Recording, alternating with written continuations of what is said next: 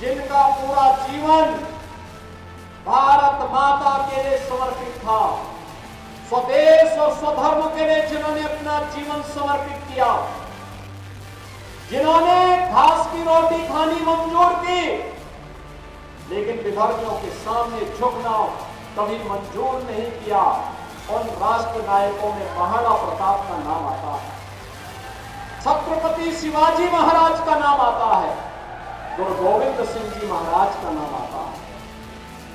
बहनों और भाइयों, स्वतंत्र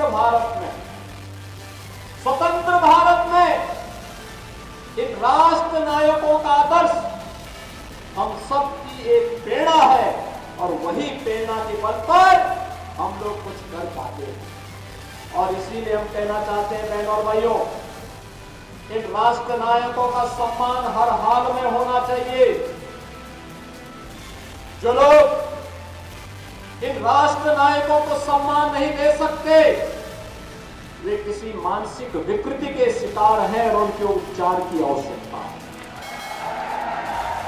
उनको व्यापक उपचार की आवश्यकता है, क्योंकि राष्ट्र नायकों का सम्मान किए बगैर वर्तमान पीढ़ी आगे नहीं बढ़ सकती, उनको एक नई प्रेरणा प्राप्त नहीं हो सकती।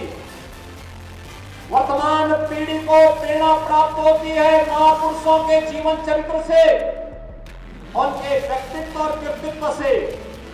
और महाराणा प्रताप ने अपने जीवन कालखंड में ही मेवाड़ राजवंश से जुड़े हुए वे सभी क्षेत्र जिन्हें कभी अकबर ने हड़पने की कुछ चेष्टा की थी, उन्हें वापस लेकर के अकबर को भी घुटने टेकने के लिए मजबूर कर दिया था। और इसीलिए तो हम कहते हैं कि नायक तो महाराणा है, महाराणा। अकबर नायक नहीं हो सकता। नायक छत्रपति शिवाजी महाराज हैं, जिन्होंने औरंगजेब को घुटने टेकने के लिए मजबूर किया और घुटते घुटते बेमौत मरने के लिए मजबूर कर दिया था। इसलिए नायक छत्रपति शिवाजी महाराज हैं, औरंगजेब नहीं हो सकता।